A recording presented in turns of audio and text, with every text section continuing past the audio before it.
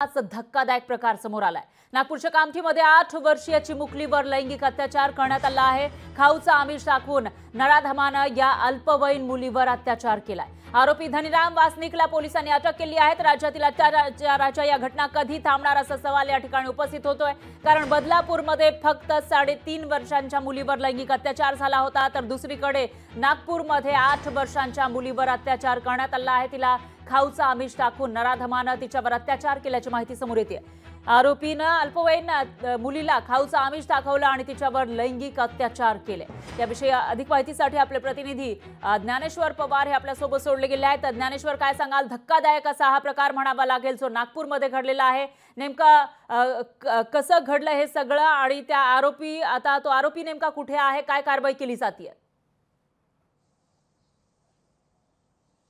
अगदीच फरा, बदलापूरची घटना जी आहे ती ताजी असताना त्याचा रोष जो आहे तो राज्यभरातून अद्याप थंडावला गेला नाही आणि नागपूरच्या कामठी शहरामध्ये जे आहे ते एका 8 वर्षीय चिमुकलीवर जे आहे ते लैंगिक अत्याचाराची घटना जी आहे ती उघडकीस आलेली आहे।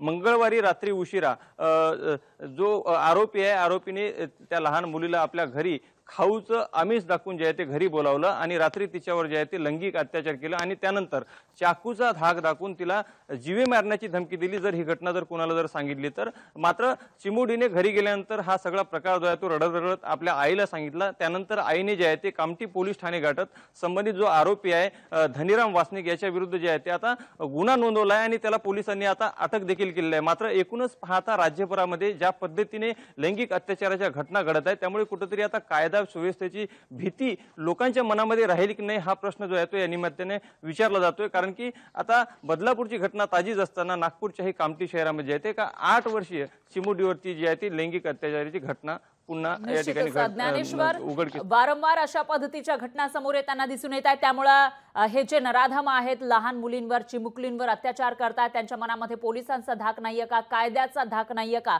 असा सवाल या ठिकाणी उपस्थित होतोय आणि या घटनांना आळा घालण्यासाठी आता नेमकं काय केलं जाणार तेही बघावं लागेल। दरम्यान धन्यवाद तुम्ही दिलेल्या या सविस्तर माहितीसाठी।